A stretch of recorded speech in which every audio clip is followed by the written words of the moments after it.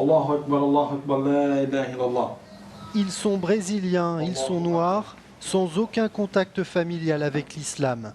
Tous se sont convertis il y a quelques mois ou quelques années. Pour eux, en changeant les comportements, l'islam est la solution au problème des favelas et des banlieues, à commencer par la drogue. Dans les pays musulmans, il n'y a pas de problème de drogue aussi alarmant qu'ici au Brésil ou en Europe ou en Occident.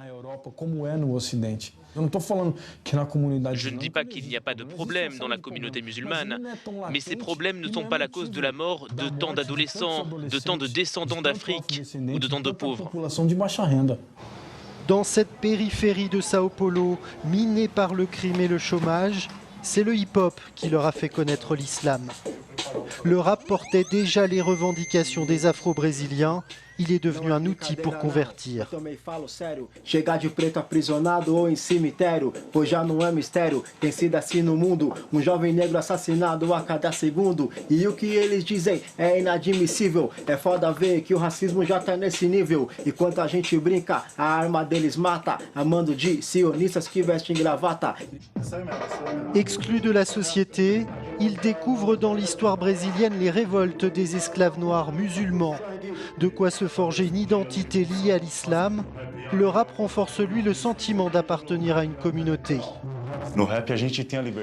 Avec le rap, on a la liberté d'utiliser des expressions qui font partie du quotidien de ces personnes qui ont besoin de l'islam, qui ont besoin de pouvoir dire non à la drogue, non à la guerre avec nos propres frères, et de pouvoir garder la tête haute devant la police sans rien lui devoir.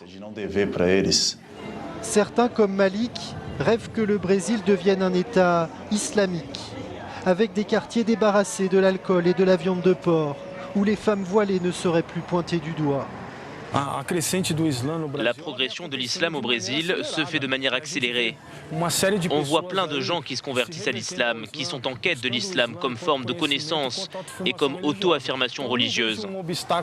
Je ne vois pas d'obstacle et je ne crois pas que ce soit un rêve utopique de penser que le Brésil, dans les prochaines décennies, puisse devenir un État islamique. En l'absence d'un recensement officiel des musulmans, les mosquées et salles de prière représentent le meilleur indicateur de la progression de l'islam au Brésil. Leur nombre, plus d'une centaine aujourd'hui, aurait quadruplé en moins de 10 ans.